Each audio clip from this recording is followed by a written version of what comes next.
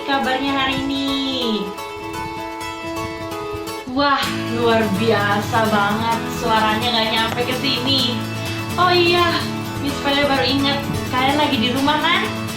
Nah, bagi kalian yang di rumah aja, Miss Velia acungin 2 jempol. Tahu nggak kenapa? Karena kalian yang di rumah aja, kalian sudah melakukan ketaatan. Taat kepada siapa? Taat kepada pimpinan negara kita. Nah, ketika ada arahan untuk kita di rumah aja dan teman-teman tinggal di rumah, stay di rumah aja, kalian sudah melakukan ketaatan. Dan sebagai orang benar, kalau kita sudah melakukan ketaatan, kita bisa memberikan contoh bagi orang-orang di luar sana, orang-orang lain, untuk taat kepada arahan pimpinan negara kita. Good job everyone. Nah teman-teman, ngomongin soal di rumah aja nih, kan sekarang tuh mulai ada kebiasaan baru nih. Orang-orang suka teleponan sama temennya, video call sama temennya. Nah kemarin Miss Velia juga teleponan sama temennya Miss Velia yang ada di kerajaan Persia sana. Tahu gak sih, kemarin dia cerita tentang sesuatu loh. Mau tahu juga nggak ceritanya kayak gimana? Nah, Miss Velia ceritain ya. Setelah 70 tahun lamanya berada di pembuangan, bangsa Israel kembali ke Yerusalem. Atas izin dari Raja Kores, mereka dapat kembali membangun rumah Tuhan di tempat yang semula.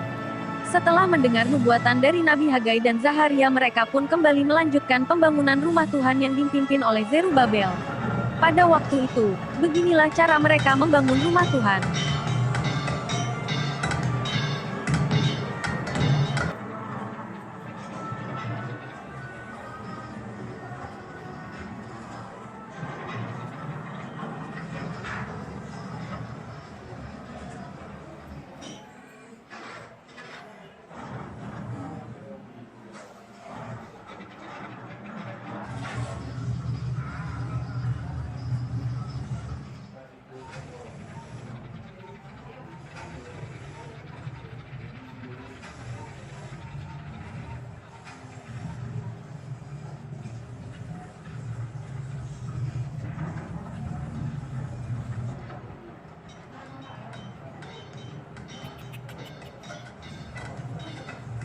Ketika mereka sedang membangun, datanglah Bupati Tatnai dan rekan-rekannya mempertanyakan kepada bangsa Israel, siapa yang memberikan izin untuk membangun rumah Allah di sini.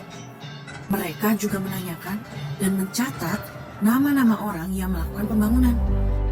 Setelah itu, mereka kembali ke ruang kerjanya dan menuliskan surat kepada Raja Darius untuk mengkonfirmasi benarkah jawaban yang disampaikan oleh bangsa Israel bahwa mereka sudah mendapatkan izin dari Raja Kores. Raja pun menerima surat dari Bupati Tatnai dan meminta adanya penyelidikan di ruang perbendaharaan. Kemudian ditemukannya lah piagam yang berisikan perintah dari Raja Kores. Raja Darius pun mengirimkan jawaban surat kepada Bupati Tatnai dan rekan-rekannya untuk menjauh dan membiarkan bangsa Israel membangun rumah Tuhan. Selain itu, Raja Darius juga memerintahkan untuk segala kebutuhan pembangunan rumah Tuhan dibayarkan oleh kerajaan. Raja juga meminta disediakan lembu, untuk bangsa Israel selalu mempersembahkan korban untuk menyenangkan Tuhan dan mendoakan keluarga raja. Setelah dikeluarkan perintah itu, bangsa Israel dapat terus membangun hingga akhirnya rumah Tuhan pun berhasil diselesaikan.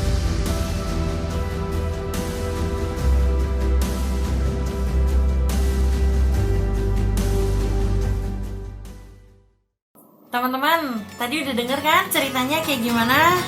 Nah, sekarang Miss mau tanya, apa sih yang tadi sedang dibangun? Ya, mereka sedang membangun rumah Allah. Nah, nanti teman-teman bisa baca ceritanya dari Ezra 5 sampai Ezra 6. Di situ diceritain teman-teman, ketika mereka sudah mendengar bahwa Tuhan meminta mereka untuk kembali membangun rumah Allah, barulah mereka membangun rumah Allah. Padahal teman-teman, ketika mereka sedang membangun lagi rumah Allah, sebelumnya tuh rumah Allah sedang dalam proses pembangunan. Tapi proses pembangunan itu harus dihentikan sama Raja Artasasta. Tahu nggak kenapa? Karena Raja Artasasta menganggap bahwa Orang-orang yang ada di Yerusalem itu sama kayak orang-orang yang zaman dulu, nenek moyangnya mereka. Orang-orang yang selalu merugikan raja dan selalu memberontak kepada raja. Maka dari itu, Raja Artasasta menghentikan pembangunan rumah Allah. Nah, tapi ketika mereka mendengar suara Tuhan lewat Nabi Hagai dan Nabi Zakaria, mereka kembali membangun rumah Allah. Meskipun belum ada izin dari raja selanjutnya. Tapi karena mereka taat, apa yang terjadi teman-teman? Ketika Bupati Tatnai dan teman-temannya datang, Bupati Tatnai menanyakan, atas izin siapa kalian membangun rumah Allah di daerah sini? Walaupun Bupati Tatnai menanyakan atas izin siapa, atas perintah siapa kalian membangun rumah Allah di daerah sini, tapi Bupati Tatnai tidak menghentikan pembangunan rumah Allah. Pembangunan rumah Allah tetap berjalan seperti yang seharusnya. Meskipun Bupati Tatnai sedang menunggu surat jawaban dari Raja Darius. Karena mereka sudah taat, mereka sudah mendengar dan melakukan apa yang Tuhan minta, mereka bisa menikmati adanya penyertaan Tuhan atas mereka. Ketika kita terus mendengar setiap arahan yang datang kepada hidup kita melalui Tuhan, firman Tuhan, maupun pemimpin kita, dan kita mau melakukannya dan kita taat, maka kita akan menikmati adanya penyertaan Tuhan atas hidup kita. Apa yang tadinya rasanya mustahil akan menjadi mungkin karena Tuhan menyertai kita. Apa yang rasanya tidak bisa kita lakukan akan bisa kita lakukan. Bahkan teman-teman, ketika ada penyertaan Tuhan atas Zerubabel dan teman-temannya, atas orang-orang yang ada di Yerusalem yang sedang membangun rumah Allah, mereka bisa menikmati. Mereka tidak lagi perlu khawatir tentang bahan-bahan pembangunan rumah Allah, karena Raja Darius memerintahkan untuk pembangunan rumah Allah, biaya pembangunan rumah Allah semuanya harus ditanggung oleh kerajaan, dan mereka diminta untuk terus mempersembahkan korban kepada Tuhan dan mendoakan Raja. Penyertaan Tuhan membuat hidup kita berdampak. Penyertaan Tuhan akan membuat kita tidak bisa dihentikan oleh apapun juga. Kalau Tuhan ada bersama-sama dengan kita, kita tidak lagi perlu takut, kita tidak perlu lagi gentar, kita tidak perlu lagi khawatir. Kalau ada Tuhan bersama dengan kita, maka semuanya pasti bisa kita lakukan. Ayo teman-teman, ini saja kita katakan ini sama-sama. Kalau ada Tuhan bersama dengan kita, maka semuanya pasti bisa kita lakukan. Kalau ada Tuhan bersama-sama dengan kita, maka tidak ada lagi yang mustahil bagi kita. Semuanya akan menjadi mungkin bagi kita. Kalau ada Tuhan bersama-sama dengan kita, maka tidak ada satu orang pun, tidak ada satu kuasa pun yang dapat menghentikan kita untuk mewujudkan apa yang Tuhan sudah taruh dalam hidup kita. Kalau ada Tuhan bersama-sama dengan kita, kita pasti akan muncul sebagai seorang pemenang.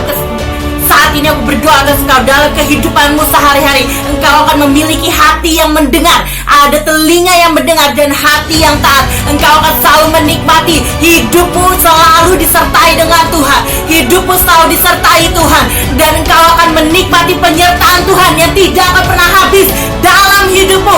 Apapun tantangan atau rintangan yang berusaha menghentikan engkau, tapi ketika ada penyertaan Tuhan bersama-sama dengan engkau, engkau akan menjadi generasi yang tidak bisa dihentikan oleh apapun juga. Hidupmu akan dipakai Tuhan menjadi alat di tangannya. Dan mulai dari saat ini, ketika penyertaan Tuhan ada atas hidupmu, maka engkau akan menjadi orang-orang yang berdampak, orang-orang yang berpengaruh bagi banyak orang di luar sana. Di dalam nama Yesus, terjadilah.